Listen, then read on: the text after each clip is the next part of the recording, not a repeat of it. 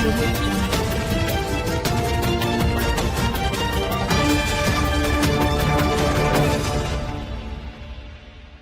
मैं प्रिया। आप देख रहे हैं आंचलिक खबरें, अपनों की खबर आप तक। आइए नजर डालते हैं दिन भर की टॉप 10 पर। भारत अमेरिका सहयोग से बनेगा ऐतिहासिक व्यापार मार्ग। IMEC परियोजना भारत को खाड़ी और यूरोप से जोड़ेगा नया गलियारा। अमेरिकी राष्ट्रपति डोनाल्ड ट्रंप ने प्रधानमंत्री नरेंद्र मोदी की जमकर तारीफ की। उन्होंने मोदी को खुद से बेहतर और ज्यादा सख्त वार्ताकार बताया। संयुक्त प्रेस कॉन्फ्रेंस के दौरान ट्रंप ने कहा कि PM मोदी उनसे कहीं ज्यादा बेहतर मोलभाव करते हैं। ट्रंप ने भारत अमेरिका के सहयोग की प्रशंसा करते हुए कहा कि दोनों देश भारत मध्य पूर्व यूरोप आर्थिक गलियारे के निर्माण पर सहमत हुए हैं। इसे इतिहास के सबसे बड़े व्यापार मार्गों में से एक बताया गया है। ये मार्ग भारत से इजराइल, इटली होते हुए अमेरिका तक जाएगा, जो सड़कों, रेलवे और समुद्र के नीचे केबल नेटवर्क के जरिए भागीदारी देशों को जोड़ेगा। ये गलियारा भारत को खाड़ी क्षेत्र और यूरोप से जोड़ेगा। भारत, अमेरिका, सऊदी अरब, UAE, यूरोपीय संघ, इटली, फ्रांस और जर्मनी ने 2023 में भारत में हुए G20 शिखर सम्मेलन में इस परियोजना पर समझौता ज्ञापन पर हस्ताक्षर किए। ट्रंप ने इसे भारत अमेरिका दोस्ती का नया अध्याय बताया। 26/11 हमले का आरोपी तैमूर राणा होगा भारत प्रत्यार्पित। अमेरिकी प्रशासन ने दी तैमूर राणा के प्रत्यार्पण की मंजूरी। आखिरकार 26/11 मुंबई आतंकी हमले के आरोपी तैमूर राणा के भारत प्रत्यार्पण का रास्ता साफ हो गया है। अमेरिकी प्रशासन ने राणा को भारत भेजने की अंतिम मंजूरी दे दी है। राष्ट्रपति डोनाल्ड ट्रंप ने कहा कि उनका प्रशासन 26/11 हमले के साजिशकर्ताओं में शामिल राणा को भारत के न्याय का सामना करने के लिए प्रतिबद्ध है। पाकिस्तानी मूल का कनाडाई नागरिक राणा आतंकी डेविस कोलमैन हेडली का सहयोगी माना जाता है। राणा फिलहाल लॉस एंजलिस के हिरासत केंद्र में बंद है। जनवरी में अमेरिकी सुप्रीम कोर्ट ने उनकी याचिका खारिज कर प्रत्यार्पण की अनुमति दी थी। भारतीय विदेश मंत्रालय ने कहा कि राणा को जल्द भारत लाने के लिए अमेरिकी अधिकारियों से प्रक्रिया तेज की जा रही है। 26 नवंबर 2008 को 10 पाकिस्तानी आतंकियों ने मुंबई में 60 घंटे तक हमला कर 167 लोगों की जान ले ली थी। आतंकी अजमल कसाब को 2012 में पुणे की यरवदा जेल में फांसी दी गई थी। Captain America brave new world में राजनीति और एक्शन का शानदार मिश्रण।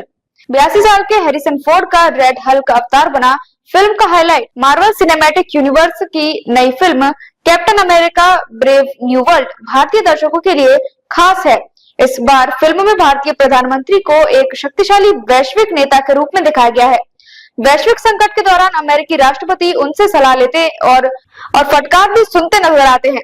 फिल्म अंतर्राष्ट्रीय राजनीति के बदलते समीकरण को दर्शाता है, जहां भारत अब अमेरिका के लिए एक अहम सहयोगी बन चुका है। कैप्टन अमेरिका की भूमिका में एंथनी मैकी ने खुद को पूरी तरह ढाल लिया है। इस फिल्म में वे बिना सुपर सोल्जर सीरम के अपनी इच्छा शक्ति और तकनीकी उपकरणों के सहारे दुनिया को बचाते हैं।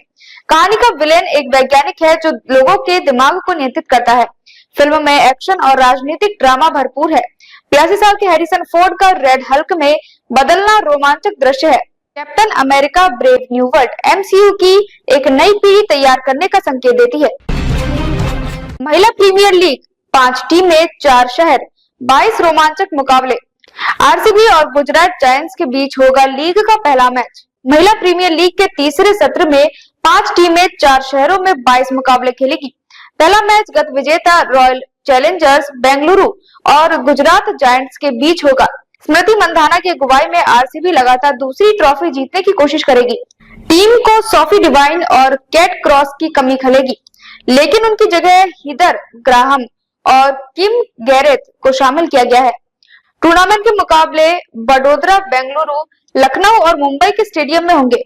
ग्रुप चरण में शीर्ष टीम सीधे फाइनल में पहुंचेंगी, जबकि दूसरे और तीसरे स्थान की टीमों के बीच एलिमिनेटर होगा। फाइनल 15 मार्च को मुंबई के ब्रेबॉर्न स्टेडियम में खेला जाएगा। RCB के लिए डैनी व्याट मंधाना के साथ ओपनिंग कर सकती हैं। यूपी वॉरियर्स की सोफी एलेक्सटोन 27 विकेट के साथ सबसे सफल गेंदबाज है, जबकि दिल्ली कैपिटल्स की मैग लैनिंग 676 रन के साथ सबसे अधिक रन बनाने वाली खिलाड़ी है। दिल्ली में नई सरकार की तैयारी तेज, प्रशासनिक हलचल बढ़ी। 16 फरवरी के बाद विधायक दल की बैठक संभव। दिल्ली में नई सरकार के गठन की तैयारी जोरों पर है। सचिवालय को लेकर सभी मंत्रालयों के आधिकारिक एक्शन मोड में आ गए हैं। राजनिवास सचिवालय में बैठकों का सिलसिला तेज हो गया है। प्रधानमंत्री नरेंद्र मोदी के विदेश दौरे से लौटने के बाद 16 फरवरी के बाद विधायक दल की बैठक संभावित है। इसके बाद मुख्यमंत्री, मंत्रियों और अन्य बोर्ड पदाधिकारियों की नियुक्ति होगी। 11 साल बाद सत्ता परिवर्तन हो रहा है, जिससे कई विभागों, बोर्ड और कार्यालय में बड़े बदलाव की संभावना है।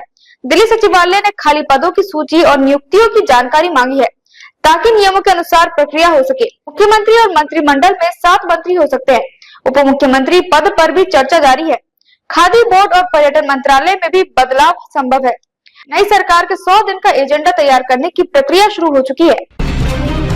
यूसीसी और पेपरलेस रजिस्ट्री के विरोध में अधिवक्ता हड़ताल पर। आज विधि भवन से आक्रोश रैली, मुख्यमंत्री को सौंपा जाएगा ज्ञापन।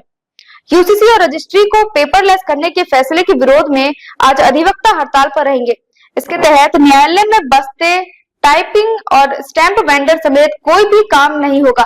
अधिवक्ता बार एसोसिएशन के निवर्तमान अध्यक्ष राजीव शर्मा ने बताया कि शुक्रवार दोपहर 12 बजे विधि भवन से जिलाधिकारी कार्यालय तक आक्रोश रैली निकाली जाएगी। इसके बाद मुख्यमंत्री के नाम ज्ञापन दिया जाएगा।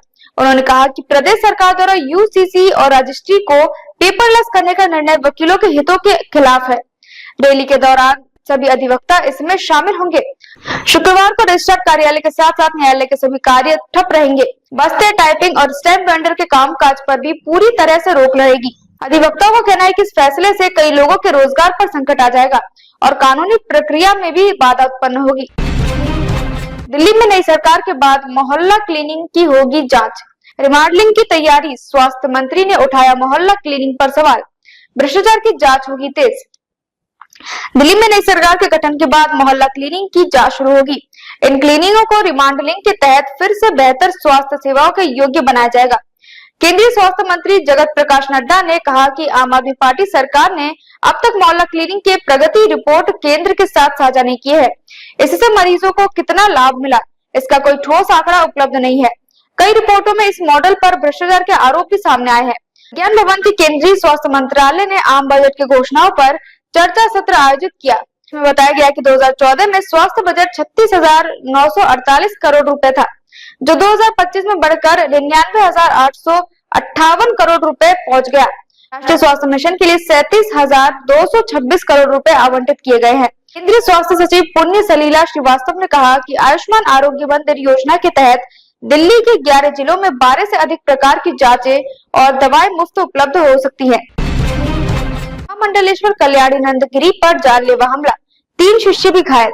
रास्ते में घात लगाकर हमला, 4 लोग अस्पताल में भर्ती।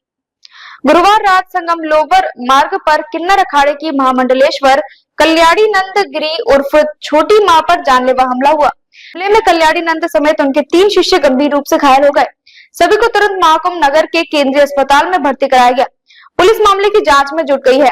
कल्याणी नंदगिरी सेक्टर 16 स्थित किन्नर अखाड़े से अपनी फॉर्च्यूनर कार से सदियापुर लौट रही थी। रास्ते में कुछ लोगों ने आशीर्वाद लेने के बहाने उनकी कार रुकवाई और धारदार हथियारों से हमला कर दिया। बचाव में आए शिष्यों पर भी वार किए गए। घटना की जानकारी मिलते ही किन्नर अखाड़े में अफरा तफरी मच गई। अस्पताल में वैष्णवी नंदगिरी ने बताया कि हमलावर पहले से ही घात लगाए बैठे थे। इससे पहले 9 फरवरी को पूरी अखाड़े की जगत गुरु हिमांगी सखी ने कल्याणी नंदगिरी और आचार्य महामंडलेश्वर डॉक्टर लक्ष्मी नारायण त्रिपाठी पर मारपीट का आरोप लगाया था। पुलिस पूरी मामले की छानबीन कर रही है। कानपुर में पान मसाला समूह पर आयकर और जीएसटी चोरी का बड़ा खुलासा। ई-वे बिल और कच्चे परसों से अरबों का गोरख धंधा बेनकाब। कानपुर में एसएनके ब्रांड पान मसाला समूह एक बार फिर विवादों के घेरे में है। 5 साल बाद आयकर विभाग की ताबड़तोड़ जांच में जीएसटी की बड़ी पैमाने पर चोरी फर्जीवाड़े का खुलासा हुआ है। कारोबार में कच्चे पर्चों पर लेन देन होता था, जिन्हें तुरंत फाड़ दिया जाता था। बिल का 4 बार दुरुपयोग कर करोड़ों की कर चोरी की गई। जांच में सामने आया कि समूह का कारोबार केवल पान मसाला और तंबाकू तक सीमित नहीं है, बल्कि काली कमाई का बड़ा हिस्सा दिल्ली, नोएडा और कानपुर के रियल एस्टेट प्रोजेक्ट में लगाया गया। बोगस फर्मों और एलएलपी के जरिए अरबों के फर्जी लेन देन का खेल भी पकड़ा गया। दिल्ली से आए फॉरेंसिक विशेषज्ञों ने मोबाइल, लैपटॉप और कंप्यूटरों से डिलीट डेटा रिकवर कर चौंकाने वाले तथ्य उजागर किए। कई फर्जी फर्मों के निदेशक कर्मचारियों और घरेलू नौकरों के नाम पर बनाए गए थे। सूत्रों के अनुसार ये जांच अब और गहराई तक जाएगी। कुंभ में बंटी रही अखाड़ा परिषद, 4 गुटों में खिंची दीवार। अध्यक्ष और महामंत्री पद की लड़ाई में टूटी वर्षों पुरानी परंपराएं। महाकुंभ के दौरान अखिल भारतीय अखाड़ा परिषद में एकता नहीं बन पाई। परिषद 4 गुटों में बंट रहा है और वर्चस्व की लड़ाई के कारण सन्यासी अखाड़े आपस में उलझ रहे। जबकि उदासीन अखाड़ों ने दूरी बना रखी है। वर्षों पुरानी परंपराएं भी टूटी और धार्मिक कार्यक्रमों में अखाड़ों ने एक दूसरे के निमंत्रण ठुकरा दिए। बात की शुरुआत अध्यक्ष और महामंत्री पद को लेकर हुई।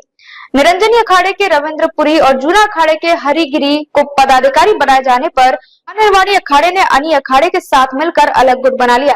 वैष्णव परिषद भी गठित हो गई, जबकि उदासीन अखाड़ों ने तटस्थता अपनाई। मंडलेश्वर की चादर पोशी की परंपरा इस बार नहीं निभाई गई।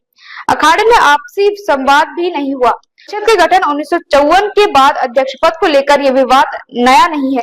2012 में प्रयाग कुंभ भी अध्यक्ष विहीन हुआ था।